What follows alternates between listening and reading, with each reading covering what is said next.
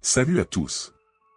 Aujourd'hui, nous allons parler d'un sujet, comment repérer et gérer les personnes toxiques dans notre vie. C'est un thème qui nous touche tous, d'une manière ou d'une autre. Vous savez, identifier ces personnes n'est pas toujours évident. Parfois, on se retrouve pris dans des relations néfastes sans même s'en rendre compte. C'est comme cette histoire d'une grenouille dans une marmite d'eau. Si on augmente la température progressivement, elle ne réalise pas qu'elle est en train de cuire. C'est pareil avec les relations toxiques, on s'y habitue petit à petit, jusqu'à ce qu'il soit presque trop tard. C'est pourquoi nous avons décidé de vous présenter aujourd'hui 9 signes qui vous aideront à repérer ces personnes toxiques. Nous parlerons de manipulation, de manque d'empathie, de critique constante, et bien plus encore. Notre but ? Vous donner les outils pour préserver votre bien-être mental et émotionnel.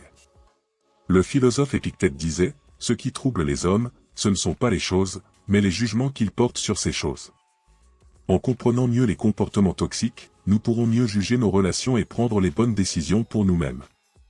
Avant de commencer, si vous trouvez ce contenu utile, n'hésitez pas à aimer la vidéo et à vous abonner. Ça nous aide énormément à continuer de produire ce genre de contenu pour vous. Commençons par le premier signe des personnes toxiques, le narcissisme excessif. Ce trait de caractère est souvent mal compris, alors clarifions les choses. Le narcissisme, c'est bien plus que simplement s'aimer soi-même. C'est une admiration excessive et pathologique de sa propre personne. Les narcissiques ont une image grandiose d'eux-mêmes, un besoin constant d'attention et un manque total d'empathie. Prenons l'exemple de Thomas. Il était le patron charismatique d'une start-up en pleine croissance. Au début, son assurance attirait les investisseurs et motivait l'équipe. Mais rapidement, son comportement a révélé un narcissisme toxique. Il s'attribuait tous les succès, blâmait les autres pour les échecs, et ignorait systématiquement les idées qui ne venaient pas de lui. Résultat. Une équipe démotivée et un turnover important. Comment reconnaître un narcissique dans nos interactions quotidiennes ? Voici quelques signes révélateurs. 1. Ils parlent constamment d'eux-mêmes. Chaque conversation devient une opportunité de se mettre en avant. 2. Ils manquent d'empathie. Les problèmes des autres les ennuient ou sont vus comme des inconvénients pour eux. 3. Ils ont un sentiment de supériorité. Ils se croient plus intelligents, plus talentueux ou plus importants que les autres. 4. Ils réagissent mal à la critique. Même la critique constructive est perçue comme une attaque personnelle. 5. Ils exploitent les autres. Les relations sont vues comme des moyens d'atteindre leurs objectifs personnels. L'écrivain et psychologue Scott Peck, dans son livre « The Road Less Traveled », parle du narcissisme comme une forme de paresse morale. Il explique que les narcissiques évitent de faire face à leurs propres défauts en se concentrant exclusivement sur leur grandeur imaginaire. C'est une perspective intéressante qui nous aide à comprendre la profondeur de ce problème. Maintenant, parlons de l'impact du narcissisme sur les relations. C'est dévastateur, pour dire le moins. Les relations avec un narcissique sont souvent à sens unique. Ils drainent l'énergie émotionnelle de leur entourage sans jamais rien donner en retour. Dans un couple, le partenaire d'un narcissique finit souvent par perdre confiance en lui, à force de manipulation et de dévalorisation constante. Au travail, comme dans le cas de Thomas, les collègues se sentent sous-estimés et exploités. Le philosophe Épictète disait, « Il est impossible qu'un homme n'apprenne pas ce qu'il croit savoir. » Cette citation s'applique parfaitement aux narcissiques. Leur conviction d'être parfait les empêche de grandir et d'améliorer leurs relations. Que faire face à un narcissique ? Voici quelques conseils. 1. Établissez des limites claires. N'ayez pas peur de dire non et de défendre votre espace. 2. Ne vous attendez pas à de l'empathie. Acceptez que le narcissique ne changera probablement pas. 3. Cherchez du soutien ailleurs. Entretenez d'autres relations saines pour compenser. 4. Préservez votre estime de soi. Rappelez-vous que leurs critiques reflètent leurs propres insécurités, pas votre valeur. Retenez que le narcissisme excessif est un trait toxique majeur qui peut causer des dégâts considérables dans nos relations personnelles et professionnelles. Le reconnaître est la première étape pour s'en protéger. Si cette analyse vous a été utile, n'hésitez pas à aimer la vidéo et à vous abonner à notre chaîne. Vos commentaires sont également précieux, partagez vos expériences avec des narcissiques et comment vous avez géré ces situations. Votre vécu pourrait aider d'autres personnes dans des situations similaires.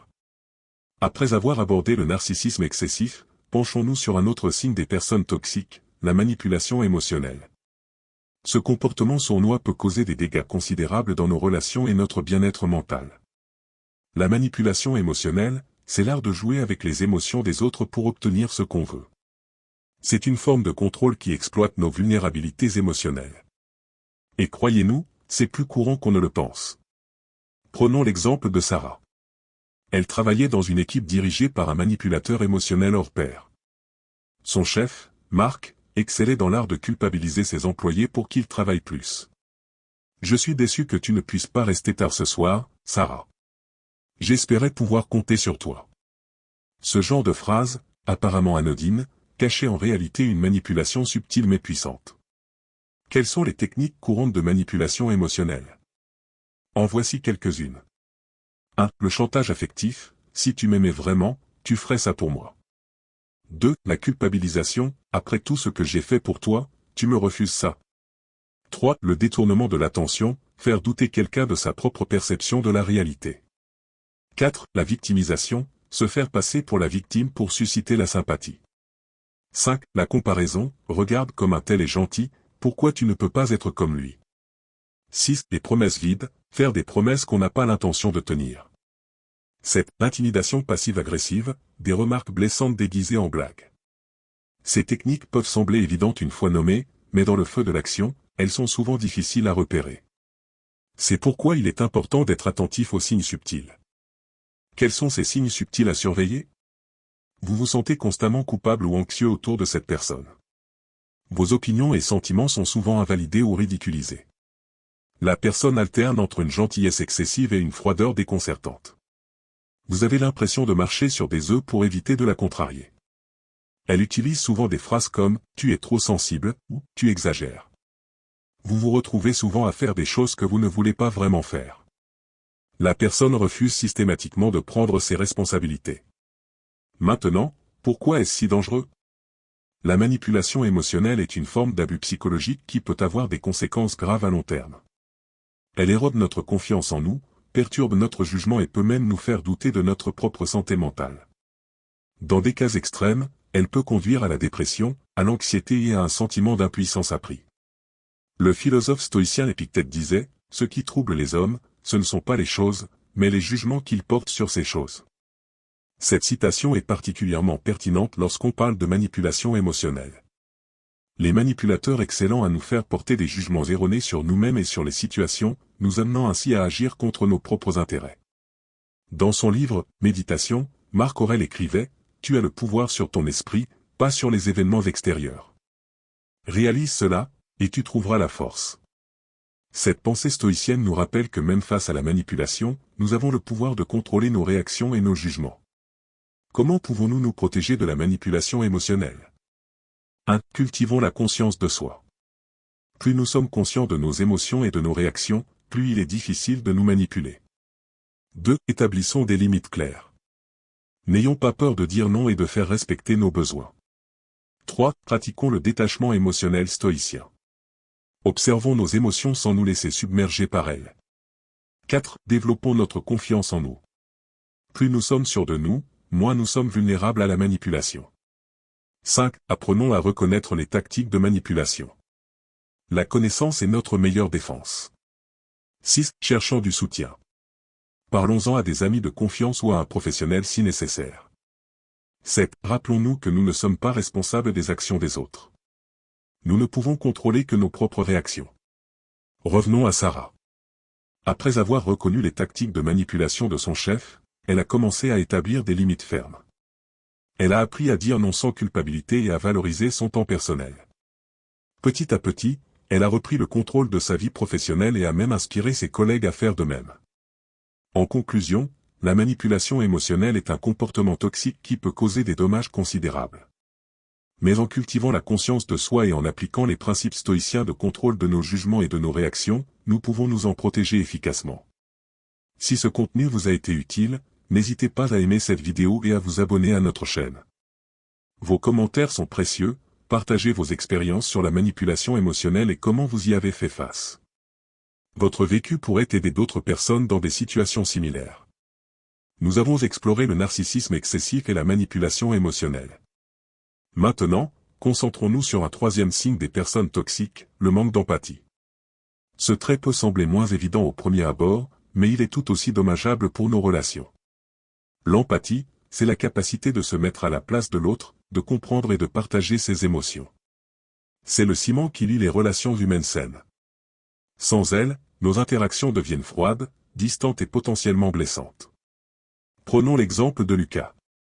Il était connu dans son cercle d'amis pour son succès professionnel, mais aussi pour son manque flagrant d'empathie.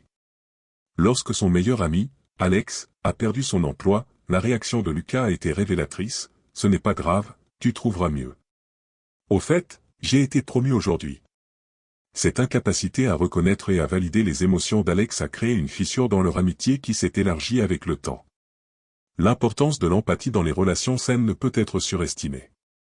Voici pourquoi elle est importante.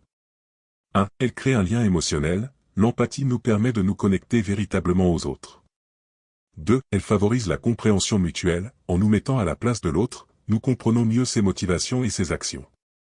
3. Elle encourage le soutien mutuel. L'empathie nous pousse à aider les autres dans les moments difficiles.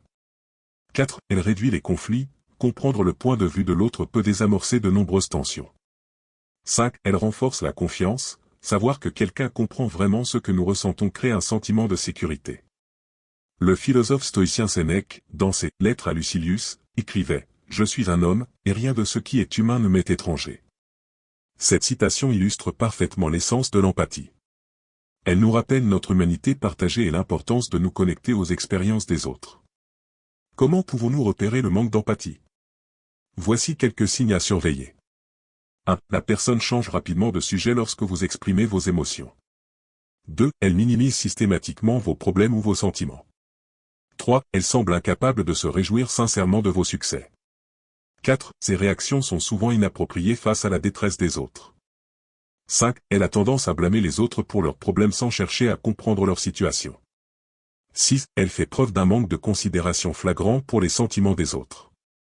7. Elle a du mal à maintenir des relations à long terme. Cependant, il est important de faire la différence entre un manque chronique d'empathie et des moments occasionnels d'insensibilité. Nous sommes tous humains et il nous arrive parfois d'être moins attentifs ou moins sensibles que nous le devrions. La différence clé réside dans la constance et l'intensité du comportement. Une personne qui manque chroniquement d'empathie montrera ces signes de manière répétée et dans diverses situations. En revanche, quelqu'un qui traverse simplement un moment difficile ou qui est temporairement distrait pourrait avoir des moments d'insensibilité sans pour autant manquer fondamentalement d'empathie. Marc Aurèle, dans ses « Méditations », nous offre une perspective intéressante sur ce sujet. Chaque fois que tu es sur le point de blâmer quelqu'un, demande-toi d'abord, qu'ai-je fait de semblable? Cette réflexion nous invite à l'introspection et à l'empathie, même envers ceux qui semblent en manquer. Que faire face à quelqu'un qui manque d'empathie? Voici quelques stratégies. 1. Communiquez clairement vos besoins émotionnels. Parfois, les gens ne réalisent pas l'impact de leur comportement. 2. Donnez l'exemple en faisant preuve d'empathie vous-même. Cela peut encourager la réciprocité.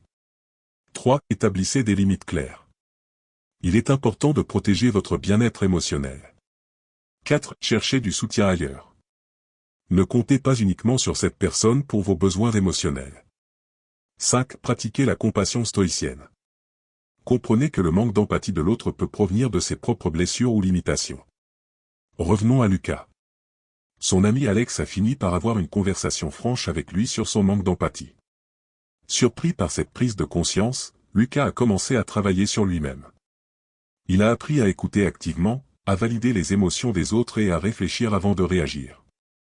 Ce processus a non seulement sauvé leur amitié, mais a aussi considérablement amélioré toutes les relations de Lucas. Il est important de noter que développer l'empathie est un processus continu. Même les stoïciens, connus pour leur maîtrise émotionnelle, reconnaissaient l'importance de comprendre et de se connecter aux autres. L'empathie n'est pas en contradiction avec le contrôle de soi stoïcien, au contraire, elle en est un complément essentiel. En tant que praticiens du stoïcisme moderne, nous pouvons voir l'empathie comme un outil pour vivre en harmonie avec notre nature sociale. Elle nous permet de remplir notre rôle d'êtres humains interconnectés, tout en maintenant notre équilibre intérieur. En conclusion, le manque d'empathie est un signe clair d'une personne potentiellement toxique dans notre vie. Cependant, avec de la patience, de la communication et un engagement à l'amélioration personnelle, il est possible de cultiver l'empathie, tant en nous-mêmes que chez les autres. Si ce contenu vous a été utile, n'hésitez pas à aimer cette vidéo et à vous abonner à notre chaîne. Vos commentaires sont précieux, partagez vos expériences avec le manque d'empathie et comment vous y avez fait face. Votre vécu pourrait éclairer d'autres personnes confrontées à des situations similaires. Nous avons déjà exploré le narcissisme excessif, la manipulation émotionnelle et le manque d'empathie. Maintenant, concentrons-nous sur un quatrième signe des personnes toxiques, la critique constante. Ce comportement peut sembler anodin au début, mais ses effets à long terme peuvent être dévastateurs. La critique constante, c'est comme une pluie fine et incessante. Au début, elle ne semble pas si gênante, mais avec le temps, elle finit par tout tremper, laissant une sensation de froid et d'inconfort persistante. Prenons l'exemple de Sophie. Elle était mariée depuis 5 ans à Thomas, un homme qui semblait avoir toujours quelque chose à redire sur tout ce qu'elle faisait. Que ce soit sa façon de s'habiller, de cuisiner, ou même de rire, rien n'échappait à ses commentaires négatifs. Au début, Sophie pensait que Thomas voulait simplement l'aider à s'améliorer. Mais au fil du temps, elle a commencé à douter d'elle-même, à perdre confiance, et à se sentir constamment sur ses gardes. Avant d'aller plus loin, clarifions la différence entre une critique constructive et une critique toxique. C'est un point important pour comprendre ce comportement nuisible. Une critique constructive. 1. Est spécifique et axée sur le comportement ou l'action, pas sur la personne. 2. Est donnée avec bienveillance et dans l'intention d'aider. 3. Offre des suggestions concrètes pour s'améliorer. 4. Est équilibrée, reconnaissant aussi les points positifs. 5. Est donnée au bon moment et dans un contexte approprié. En revanche, une critique toxique. 1. Est générale et vise souvent la personnalité. 2. Est donnée de manière hostile ou méprisante.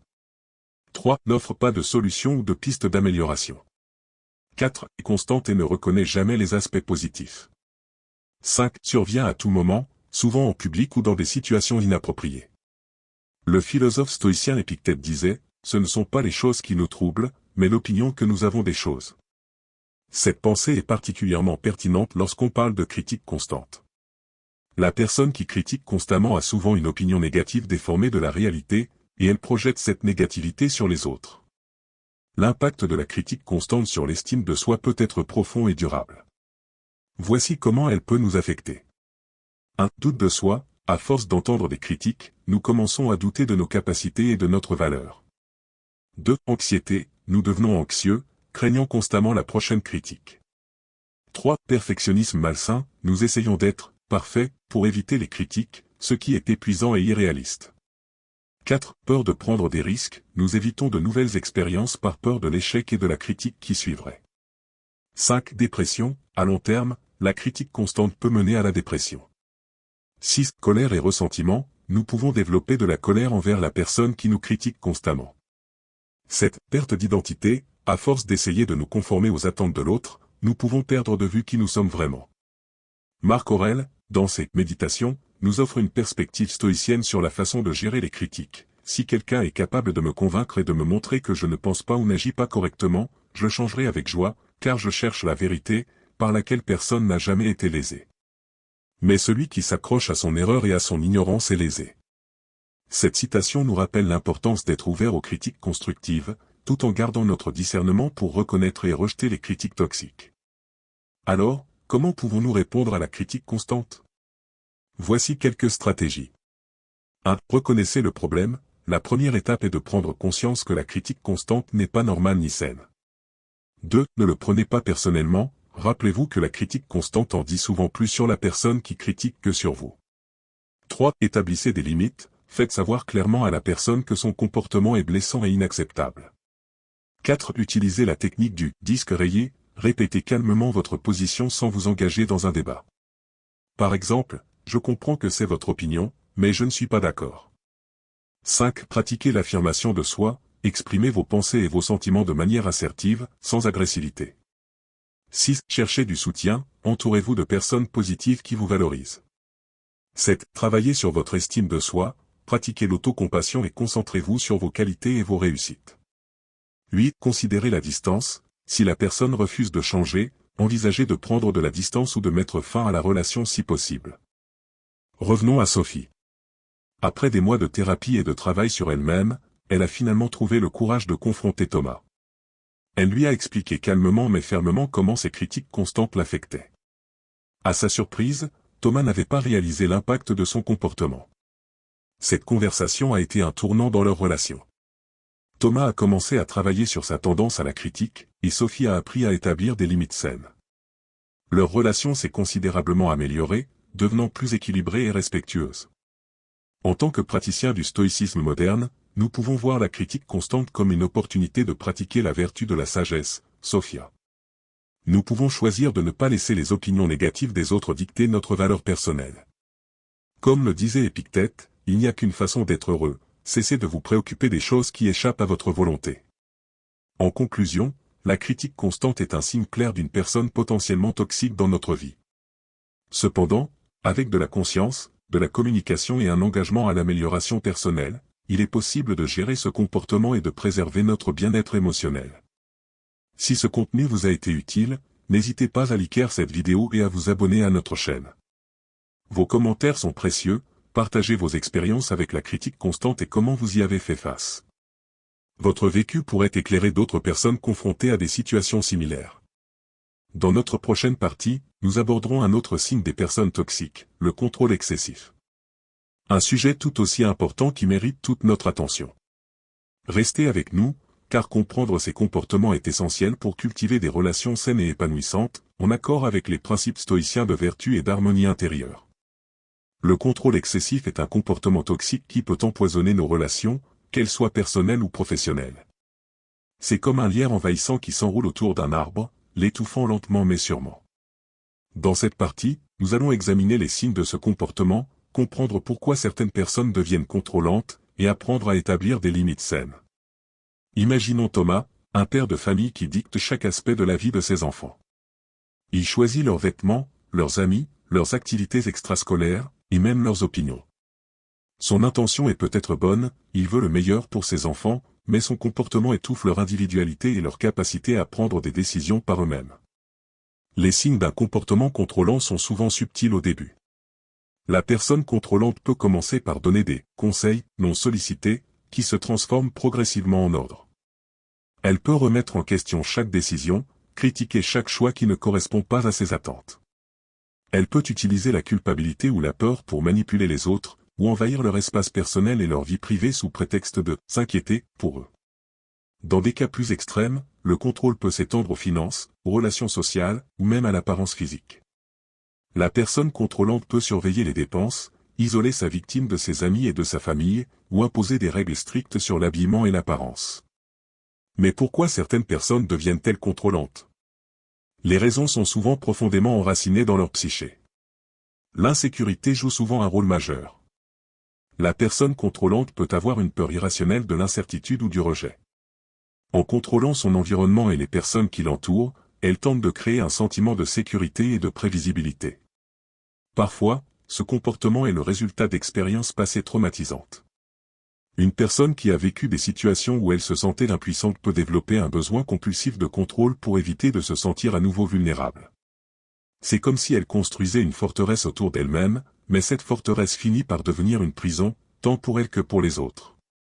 Dans certains cas, le contrôle excessif peut être lié à des troubles de la personnalité ou à des problèmes de santé mentale non traités. Quelle que soit la cause, il est important de reconnaître que ce comportement est nocif et qu'il nécessite souvent une intervention professionnelle pour être résolu. Le philosophe stoïcien Épictète nous offre une perspective intéressante sur le contrôle. Il disait, il y a des choses qui dépendent de nous et d'autres qui n'en dépendent pas. Cette simple distinction est au cœur de la philosophie stoïcienne et peut nous aider à comprendre et à gérer le comportement contrôlant. Les personnes qui exercent un contrôle excessif n'ont souvent pas intégré cette leçon fondamentale. Elles tentent de contrôler ce qui est hors de leur contrôle, les actions et les pensées des autres, au lieu de se concentrer sur ce qu'elles peuvent réellement influencer, leurs propres réactions et comportements. En tant que victimes de comportements contrôlants, nous pouvons nous inspirer de cette sagesse stoïcienne pour établir des limites saines. Voici comment nous pouvons procéder. Nous devons d'abord reconnaître que nous avons le droit à notre autonomie. Nos pensées, nos choix et nos actions nous appartiennent. C'est ce qu'Épictète appellerait « ce qui dépend de nous ». Cette prise de conscience est le premier pas vers l'établissement de limites saines. Ensuite, nous devons communiquer clairement nos limites. Cela peut être difficile, surtout si nous avons l'habitude de céder au contrôle. Mais c'est une étape nécessaire. Nous pouvons exprimer nos besoins et nos limites de manière calme et assertive, sans agressivité. Par exemple, nous pourrions dire « Je comprends que tu t'inquiètes pour moi, mais j'ai besoin de prendre mes propres décisions. » Il est également important d'être prêt à faire respecter ses limites. Cela peut impliquer des conséquences pour la personne contrôlante si elle continue à les transgresser. Ces conséquences peuvent aller de la fin d'une conversation à la prise de distance dans la relation. Il ne s'agit pas de punir, mais de protéger notre bien-être et notre autonomie. Un autre aspect important est de travailler sur notre propre confiance et estime de soi. Plus nous sommes sûrs de nous, moins nous sommes susceptibles de céder à un contrôle excessif. Cela peut impliquer de travailler sur nos propres insécurités et peurs, peut-être avec l'aide d'un professionnel. Enfin, nous devons nous rappeler que nous ne sommes pas responsables des émotions ou des réactions de la personne contrôlante. C'est ce qu'Épictète appellerait « ce qui ne dépend pas de nous ». Notre responsabilité est de prendre soin de nous-mêmes et de maintenir nos limites. Marc Aurèle, un autre philosophe stoïcien, écrivait dans ses « Méditations » « Tu as le pouvoir sur ton esprit, pas sur les événements extérieurs. Réalise cela, et tu trouveras la force. » Cette pensée nous rappelle que même face à un comportement contrôlant, nous avons toujours le contrôle sur nos propres réactions et décisions. Il est important de noter que établir des limites avec une personne contrôlante peut être un processus difficile et parfois dangereux, surtout dans des situations de violence domestique. Dans de tels cas, il est essentiel de chercher l'aide de professionnels et de services de soutien spécialisés. Si ce contenu vous a été utile, n'hésitez pas à aimer cette vidéo et à vous abonner à notre chaîne. Vos commentaires sont précieux, partagez vos expériences avec le contrôle excessif et comment vous avez réussi à établir des limites saines. Votre vécu pourrait éclairer d'autres personnes confrontées à des situations similaires. Nous continuons notre exploration des signes qui permettent d'identifier les personnes toxiques. Nous nous penchons sur le 6e signe, l'incapacité à assumer la responsabilité. Ce trait de caractère peut être particulièrement frustrant et dommageable dans nos relations. Imaginons Julie, une collègue qui arrive systématiquement en retard aux réunions. Quand on lui en fait la remarque, elle a toujours une excuse, les embouteillages, son réveil qui n'a pas sonné, son chat malade. Jamais elle ne reconnaît sa part de responsabilité dans ses retards répétés. Ce comportement agace ses collègues et nuit à l'efficacité de l'équipe. Cette incapacité à assumer la responsabilité est souvent liée à ce qu'on appelle le syndrome de la victime. Les personnes qui en souffrent se perçoivent constamment comme des victimes des circonstances, des autres, ou du destin. Elles ont tendance à blâmer tout et tout le monde sauf elles-mêmes pour leurs problèmes et leurs échecs. Le syndrome de la victime se manifeste de diverses manières. Ces personnes peuvent constamment se plaindre de leur malchance, chercher la sympathie des autres, ou manipuler leur entourage en jouant sur la culpabilité. Elles peuvent aussi minimiser leurs propres actions et exagérer celles des autres pour se déresponsabiliser. Dans les conflits, ce comportement devient particulièrement évident. La personne incapable d'assumer ses responsabilités aura tendance à nier les faits ou les déformer à son avantage. Rejeter la faute sur les autres ou sur les circonstances. Trouver des excuses pour justifier son comportement. Jouer la carte de la victime pour susciter la sympathie. Changer de sujet pour éviter de faire face à ses responsabilités. Ces comportements peuvent rendre la résolution des conflits extrêmement difficile. Comment résoudre un problème si l'une des parties refuse d'admettre sa part de responsabilité? Le philosophe stoïcien Épictète avait une perspective intéressante sur la responsabilité personnelle. Il disait, ce ne sont pas les choses qui nous troublent, mais l'opinion que nous avons des choses. Dans le même esprit, Marc Aurèle écrivait dans ses « Méditations », si tu es peiné par quelque chose d'extérieur, ce n'est pas cette chose qui te trouble, mais ton jugement sur elle. Et il est en ton pouvoir de l'effacer à l'instant. Ces paroles soulignent l'importance de prendre la responsabilité de nos propres émotions et réactions. La responsabilité personnelle est un concept central dans le stoïcisme et dans toute relation saine. Elle implique de reconnaître notre rôle dans les situations que nous vivons, d'accepter les conséquences de nos actions, et de prendre des mesures pour améliorer les choses quand c'est nécessaire. Assumer la responsabilité ne signifie pas se blâmer pour tout ce qui va mal. Il s'agit plutôt de reconnaître ce qui est en notre pouvoir et d'agir en conséquence. C'est une attitude qui nous permet de grandir, d'apprendre de nos erreurs, et d'améliorer nos relations avec les autres. Quand nous sommes confrontés à quelqu'un qui a du mal à assumer ses responsabilités, nous pouvons 1. Rester calme et objectif. Éviter d'entrer dans un jeu de blâme mutuel. 2. Encourager la personne à réfléchir à sa part de responsabilité, sans l'accuser. 3. Fixer des limites claires sur ce que nous sommes prêts à accepter comme comportement. 4. Modéliser la responsabilité personnelle en admettant nos propres erreurs quand c'est approprié. 5. Si la situation ne s'améliore pas, envisager de prendre de la distance pour préserver notre bien-être. Il est important de noter que changer ce type de comportement peut être un processus long et difficile. La personne doit d'abord prendre conscience de son comportement et vouloir changer. Dans certains cas, une aide professionnelle peut être nécessaire. En tant que praticien du stoïcisme moderne, nous pouvons voir l'incapacité à assumer la responsabilité comme une opportunité de pratiquer la vertu de la sagesse. Nous pouvons choisir de ne pas nous laisser affecter par le comportement des autres, tout en maintenant des limites saines. En conclusion, l'incapacité à assumer la responsabilité est un signe clair d'une personne potentiellement toxique dans notre vie.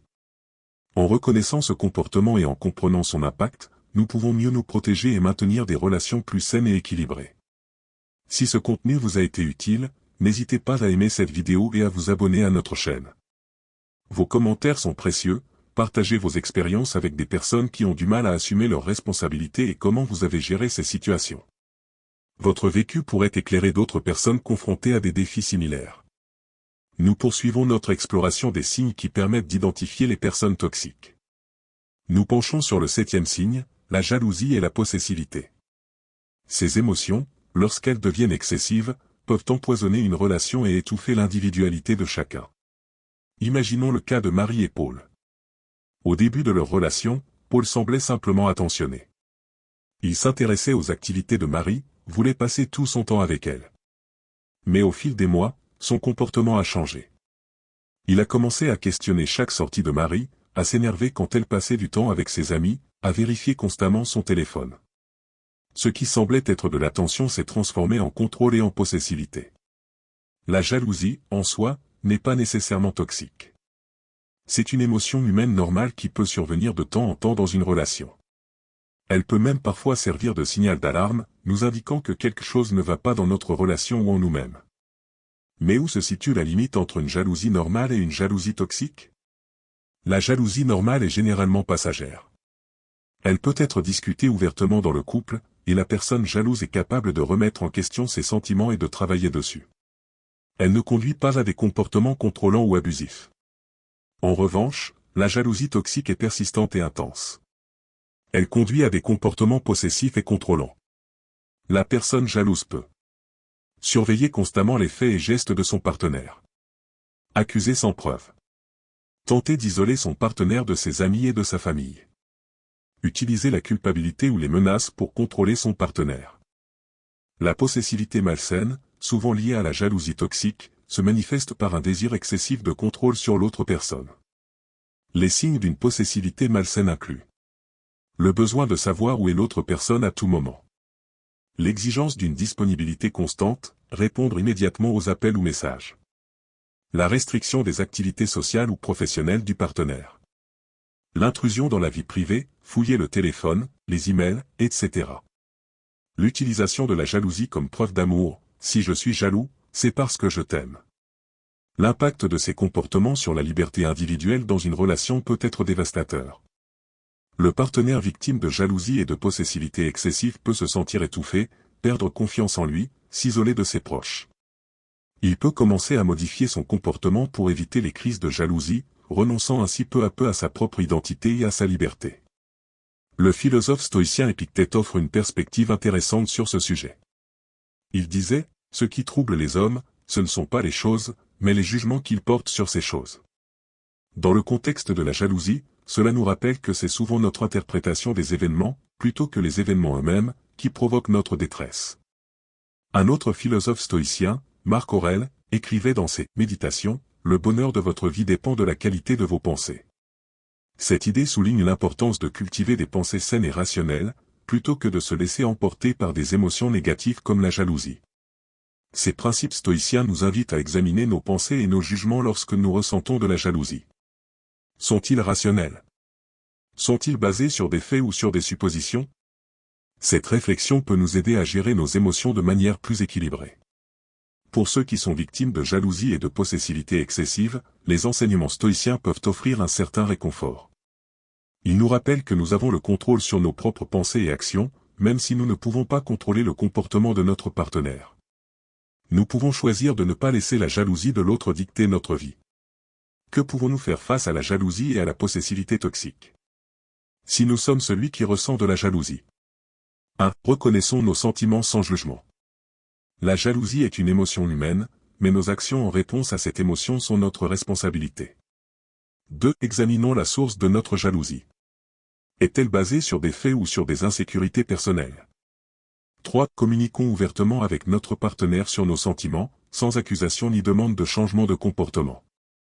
4. Travaillons sur notre confiance en nous et notre estime de soi.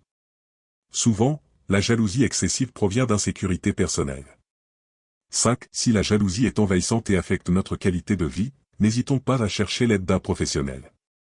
Si nous sommes victimes de jalousie et de possessivité excessive. 1. Reconnaissons que ce comportement n'est pas sain ni normal dans une relation. 2. Établissons des limites claires sur ce que nous sommes prêts à accepter comme comportement. 3. Communiquons ouvertement avec notre partenaire sur l'impact de son comportement sur nous. 4. Maintenons notre réseau de soutien, amis, famille, malgré la pression de notre partenaire. 5. Si le comportement persiste ou s'aggrave, envisageons de prendre de la distance ou de mettre fin à la relation pour notre propre bien-être. Si, dans les cas extrêmes, où la jalousie conduit à des comportements violents ou abusifs, cherchons de l'aide auprès de professionnels ou d'associations spécialisées. Il est important de noter que changer un comportement de jalousie excessive peut être un processus long et difficile. La personne doit d'abord reconnaître que son comportement est problématique et vouloir changer. Dans de nombreux cas, une aide professionnelle peut être nécessaire. En conclusion, la jalousie et la possessivité excessive sont des signes clairs d'une personne potentiellement toxique dans notre vie. En reconnaissant ces comportements et en comprenant leur impact, nous pouvons mieux nous protéger et maintenir des relations plus saines et équilibrées. Si ce contenu vous a été utile, n'hésitez pas à aimer cette vidéo et à vous abonner à notre chaîne. Vos commentaires sont précieux, partagez vos expériences avec la jalousie et la possessivité dans les relations et comment vous avez géré ces situations. Votre vécu pourrait éclairer d'autres personnes confrontées à des défis similaires. Nous poursuivons notre exploration des signes qui permettent d'identifier les personnes toxiques. Nous nous penchons sur le 8e signe, l'inconsistance et l'imprévisibilité. Ces traits de caractère peuvent sembler moins évidents que d'autres, mais leur impact sur notre bien-être peut être tout aussi destructeur. Imaginons Sarah, qui travaille avec un collègue, Marc. Un jour, Marc est chaleureux et amical, félicitant Sarah pour son travail. Le lendemain, sans raison apparente, il est froid et distant, critiquant le moindre détail. Cette inconstance dans son comportement laisse Sarah perplexe et anxieuse, ne sachant jamais à quoi s'attendre. L'inconsistance et l'imprévisibilité sont toxiques pour notre santé mentale pour plusieurs raisons. Tout d'abord, elles créent un environnement d'incertitude constante. Notre cerveau est programmé pour rechercher des modèles et de la prévisibilité dans notre environnement. Quand nous sommes confrontés à des comportements erratiques, nous sommes en état d'alerte permanent, ce qui peut être extrêmement stressant. De plus, l'inconsistance peut nous faire douter de notre propre perception de la réalité. Nous pouvons commencer à nous demander si nous avons fait quelque chose de mal pour provoquer le changement de comportement, ou si nous avons mal interprété les situations précédentes. Ce doute constant peut éroder notre confiance en nous et notre estime de soi. L'imprévisibilité peut aussi nous maintenir dans un état de « marcher sur des œufs », où nous sommes constamment sur nos gardes, essayant d'anticiper et de prévenir les réactions négatives. Cela peut être mentalement et émotionnellement épuisant. Comment pouvons-nous repérer les comportements inconsistants? Voici quelques signes à surveiller. Des changements d'humeur fréquents et inexpliqués. Des promesses non tenues ou des plans constamment modifiés à la dernière minute. Des opinions qui changent radicalement sans raison apparente. Un comportement qui varie considérablement selon le contexte ou les personnes présentes. Des réactions disproportionnées ou inappropriées aux situations. Il est important de noter que tout le monde peut avoir des moments d'inconsistance. Nous sommes tous humains et nos émotions et comportements peuvent parfois fluctuer. Ce qui caractérise une personne toxiquement inconsistante, c'est la fréquence et l'intensité de ces changements, ainsi que leur impact sur les autres. L'importance de la stabilité dans les relations ne peut être surestimée. La stabilité crée un sentiment de sécurité et de confiance. Elle nous permet de nous détendre et d'être nous-mêmes, sans craindre constamment des réactions imprévisibles. Dans un environnement stable, nous pouvons nous épanouir et grandir, sachant que nous avons une base solide sur laquelle nous appuyer. Le philosophe stoïcien Épictète offre une perspective intéressante sur ce sujet. Il disait, « Ce n'est pas ce qui arrive qui nous trouble, mais notre jugement sur ce qui arrive. » Cette idée peut nous aider à faire face à l'inconsistance des autres. Plutôt que de nous laisser déstabiliser par leur changement d'humeur ou de comportement, nous pouvons choisir de rester centrés sur notre propre stabilité intérieure. Marc Aurèle, dans ses « Méditations », écrivait « Très peu de choses sont nécessaires pour une vie heureuse, tout est en toi, dans ta façon de penser. » Cette pensée souligne l'importance de cultiver notre propre stabilité intérieure, indépendamment du comportement des autres. Ces principes stoïciens nous invitent à développer notre propre constance, même face à l'inconstance des autres. Nous pouvons choisir de ne pas laisser l'imprévisibilité des autres dicter notre paix intérieure. Que pouvons-nous faire face à l'inconsistance et l'imprévisibilité des autres? 1. Reconnaissons le comportement pour ce qu'il est. L'inconsistance de l'autre n'est pas notre faute et ne reflète pas notre valeur. 2. Établissons des limites claires. Nous pouvons communiquer ouvertement sur l'impact que ce comportement a sur nous et définir ce que nous sommes prêts à accepter. 3. Cherchons la stabilité ailleurs. Entourons-nous de personnes fiables et constantes pour contrebalancer l'instabilité de la personne toxique. 4. Pratiquons l'autocompassion. Il est normal de se sentir déstabilisé face à l'inconsistance. Soyons gentils avec nous-mêmes. 5. Développons notre propre stabilité intérieure. La méditation, la réflexion personnelle et la pratique des principes stoïciens peuvent nous aider à rester centrés malgré l'instabilité extérieure. Si le comportement persiste et affecte sérieusement notre bien-être, envisageons de prendre de la distance ou de mettre fin à la relation. Il est important de noter que certains troubles de santé mentale peuvent causer des comportements inconsistants. Si nous soupçonnons que c'est le cas, encourageons la personne à consulter un professionnel de santé. En tant que praticiens du stoïcisme moderne, nous pouvons voir l'inconsistance des autres comme une opportunité de renforcer notre propre constance. Nous pouvons choisir de rester fidèles à nos valeurs et à notre caractère, indépendamment des fluctuations de notre environnement. En conclusion, l'inconsistance et l'imprévisibilité sont des signes clairs d'une personne potentiellement toxique dans notre vie. En reconnaissant ces comportements et en comprenant leur impact, nous pouvons mieux nous protéger et maintenir notre propre stabilité émotionnelle. Nous arrivons au dernier signe de notre série sur l'identification des personnes toxiques, l'énergie négative constante. Imaginons Sophie, une collègue de travail qui semble toujours voir le verre à moitié vide. Peu importe la situation, elle trouve toujours quelque chose à critiquer ou à redouter. Ces conversations tournent invariablement autour de ses problèmes, des défauts des autres, ou des raisons pour lesquelles les choses ne fonctionneront pas. Être en sa présence devient rapidement épuisant pour ses collègues, qui se sentent drainés de leur énergie et de leur motivation. L'impact du pessimisme chronique sur l'entourage est considérable. Cette négativité constante agit comme un nuage sombre, assombrissant même les journées les plus ensoleillées. Elle peut affecter notre humeur, notre motivation et même notre santé mentale. Voici comment. Tout d'abord, la négativité est contagieuse. Les émotions, qu'elles soient positives ou négatives, ont tendance à se propager dans un groupe. Ainsi, une personne constamment négative peut progressivement abaisser le moral de toute une équipe ou d'un cercle social. Ensuite, le pessimisme chronique peut éroder notre confiance et notre estime de soi. À force d'entendre constamment des prédictions négatives et des critiques, nous pouvons commencer à douter de nos propres capacités et de nos perspectives d'avenir. De plus, l'énergie négative constante peut nous épuiser émotionnellement. Gérer et contrer cette négativité demande beaucoup d'énergie, ce qui peut nous laisser fatigués et démotivés. Enfin, cette négativité peut limiter notre croissance personnelle et professionnelle. Quand nous sommes constamment exposés à des attitudes pessimistes, nous pouvons devenir réticents à prendre des risques ou à saisir de nouvelles opportunités, de peur de l'échec que la personne négative prédit invariablement. Cependant, il est important de faire la distinction entre une personne qui traverse une période difficile et une personnalité véritablement toxique. Nous traversons tous des moments difficiles dans la vie, et il est normal d'avoir des périodes de négativité. La clé est de savoir différencier ces moments passagers d'un schéma de comportement constant. Voici quelques points à considérer pour faire cette distinction. La durée, une période difficile a généralement une durée limitée, tandis qu'une personnalité toxique maintient sa négativité sur le long terme, indépendamment des circonstances. La capacité à reconnaître le positif, même dans les moments difficiles, une personne non toxique est généralement capable de reconnaître les aspects positifs de sa vie quand on les lui fait remarquer. Une personnalité toxique, en revanche, aura tendance à rejeter ou à minimiser tout élément positif. L'impact sur les autres, une personne traversant une période difficile peut parfois demander du soutien, mais elle sera généralement reconnaissante de l'aide reçue. Une personnalité toxique, en revanche, a tendance à drainer constamment l'énergie des autres sans jamais sembler aller mieux. La volonté de changement, une personne non toxique, même si elle est négative pendant un certain temps, sera généralement ouverte à l'idée d'améliorer sa situation ou son état d'esprit. Une personnalité toxique, en revanche, peut sembler s'accrocher à sa négativité, rejetant toute suggestion d'amélioration. L'importance de l'équilibre émotionnel ne peut être surestimée dans ce contexte. L'équilibre émotionnel nous permet de naviguer les hauts et les bas de la vie sans nous laisser submerger par la négativité ni nous perdre dans un optimisme irréaliste.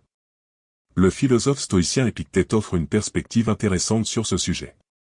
Il disait, « Ce ne sont pas les choses qui nous troublent, mais l'opinion que nous avons des choses. » Cette idée nous rappelle que nous avons le pouvoir de choisir notre réaction face aux événements de la vie. Même si nous ne pouvons pas toujours contrôler ce qui nous arrive, nous pouvons contrôler notre réponse à ces événements. Marc Aurèle, dans ses « Méditations », écrivait « Si tu es peiné par quelque chose d'extérieur, ce n'est pas cette chose qui te trouble, mais ton jugement sur elle. Et il est en ton pouvoir de l'effacer à l'instant. » Cette pensée souligne l'importance de notre perception et de notre interprétation des événements dans la formation de nos émotions. Ces principes stoïciens peuvent nous aider à maintenir notre propre équilibre émotionnel face à l'énergie négative constante des autres. Ils nous rappellent que nous avons le pouvoir de choisir notre réponse émotionnelle, indépendamment de la négativité qui nous entoure. Que pouvons-nous faire face à une personne qui dégage une énergie négative constante? 1. Reconnaissons l'impact que cette négativité a sur nous. Il est important d'être conscient de la façon dont l'attitude des autres nous affecte. 2. Établissons des limites. Nous pouvons limiter le temps que nous passons avec cette personne ou les sujets que nous abordons avec elle. 3. Pratiquons la redirection positive. Lorsque la personne commence à être négative, essayons de rediriger la conversation vers des aspects plus positifs. 4. Cultivons notre propre positivité. Plus nous sommes ancrés dans une attitude positive, moins nous sommes affectés par la négativité des autres. 5. Encourageons la personne à chercher de l'aide si sa négativité semble liée à des problèmes de santé mentale comme la dépression. 6. Si la négativité persiste et affecte sérieusement notre bien-être, envisageons de prendre de la distance. En tant que praticiens du stoïcisme moderne, nous pouvons voir l'énergie négative constante des autres comme une opportunité de renforcer notre propre équilibre émotionnel. Nous pouvons choisir de rester centrés et positifs, indépendamment de la négativité qui nous entoure. En conclusion, l'énergie négative constante est le dernier signe, mais non le moindre, d'une personne potentiellement toxique dans notre vie. En reconnaissant ce comportement et en comprenant son impact, nous pouvons mieux nous protéger et maintenir notre propre équilibre émotionnel. Si ce contenu vous a été utile, n'hésitez pas à aimer cette vidéo et à vous abonner à notre chaîne. Vos commentaires sont précieux, partagez vos expériences avec des personnes constamment négatives et comment vous avez géré ces situations. Votre vécu pourrait éclairer d'autres personnes confrontées à des défis similaires. Nous avons maintenant couvert les 9 signes pour identifier les personnes toxiques et les éviter. Nous espérons que cette série vous a fourni des outils utiles pour naviguer vos relations et cultiver un environnement plus sain et épanouissant. N'oubliez pas, prendre soin de votre bien-être émotionnel est une forme de sagesse, en parfait accord avec les principes stoïciens que nous chérissons. Comment éviter et gérer les personnes toxiques? Nous avons exploré les 9 signes qui nous permettent d'identifier les personnes toxiques. Maintenant, concentrons-nous sur la façon de gérer ces relations difficiles et, si nécessaire, de nous en éloigner. Cette étape est tout aussi importante que l'identification, car savoir reconnaître une personne toxique ne suffit pas si nous ne savons pas comment agir face à elle. Commençons par l'établissement de limites claires. Les limites sont comme des clôtures invisibles qui définissent ce que nous sommes prêts à accepter et ce que nous refusons dans nos relations. Avec les personnes toxiques, ces limites doivent être particulièrement solides et clairement communiquées. Le philosophe stoïcien Épictète nous offre une perspective intéressante sur ce sujet. Il disait, « Il ne faut pas vouloir que les événements arrivent comme on le souhaite, mais il faut les vouloir tels qu'ils arrivent. » Cette pensée peut nous aider à accepter que nous ne pouvons pas changer le comportement des personnes toxiques, mais nous pouvons changer notre réaction à ce comportement en établissant des limites. Une fois que nous avons établi nos limites, nous devons les communiquer de manière assertive. La communication assertive est un équilibre délicat entre la passivité et l'agressivité. Elle implique d'exprimer nos besoins et nos sentiments de manière claire et respectueuse, sans pour autant passer outre les droits des autres. Voici quelques techniques de communication assertive que nous pouvons utiliser. 1. Utilisez des déclarations « je » plutôt que des accusations « tu ». Par exemple, au lieu de dire « tu es toujours négatif », dites « je me sens découragé quand nous ne parlons que de problèmes ». 2. Soyez spécifique sur le comportement qui vous dérange et son impact sur vous. Quand tu critiques constamment mes décisions, je me sens dévalorisé et cela nuit à ma confiance en moi. 3. Proposez une solution ou une alternative. J'aimerais que nous puissions avoir des conversations plus équilibrées, où nous parlons aussi de choses positives. 4. Restez calme et contrôlez votre ton de voix. L'assertivité est plus efficace quand elle est délivrée de manière posée et réfléchie. 5. Soyez prêt à écouter l'autre personne, mais restez ferme sur vos limites. La communication assertive peut être difficile au début, mais avec de la pratique, elle devient plus naturelle et plus efficace. Un autre aspect important de la gestion des personnes toxiques est la distance émotionnelle. Il ne s'agit pas de devenir froid ou indifférent, mais plutôt de créer un espace mental qui nous protège de l'impact émotionnel négatif des comportements toxiques. Marc Aurèle, dans ses Méditations, nous offre une perspective utile. Si quelqu'un te montre ton erreur, avec l'intention de t'en corriger, change ton opinion et remercie-le. Mais s'il ne réussit qu'à te fâcher, cela prouve que tu n'es attaché qu'à tes propres opinions. Cette pensée nous rappelle l'importance de ne pas nous laisser emporter par nos réactions émotionnelles, même face à des comportements difficiles. La distance émotionnelle peut prendre différentes formes.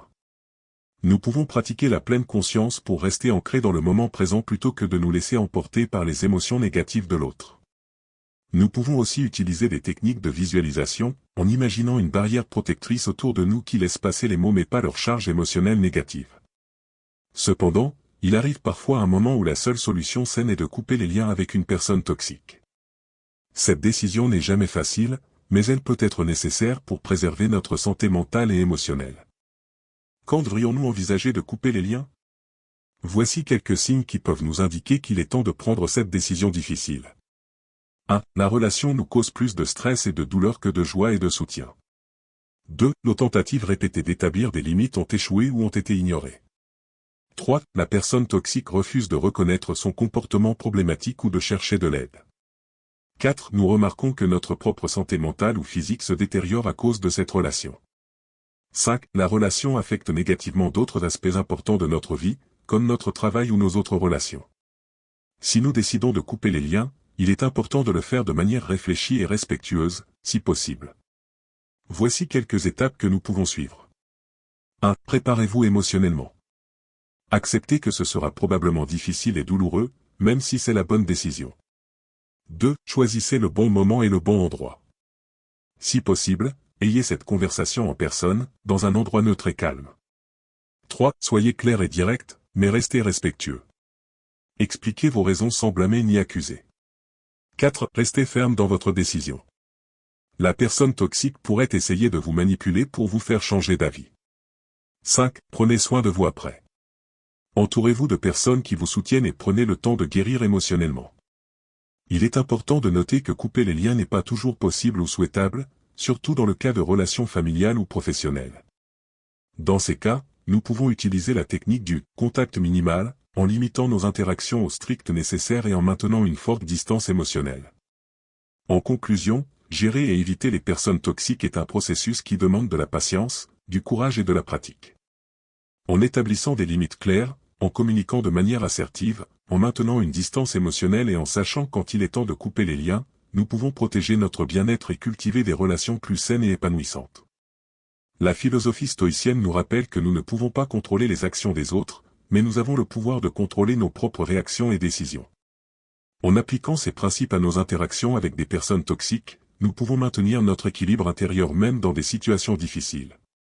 Si ce contenu vous a été utile, n'hésitez pas à aimer cette vidéo et à vous abonner à notre chaîne. Vos commentaires sont précieux, partagez vos expériences sur la façon dont vous avez géré des personnes toxiques dans votre vie. Nous espérons que ces informations vous aideront à naviguer vos relations avec plus de sagesse et de sérénité, en accord avec les principes stoïciens que nous chérissons. À très bientôt.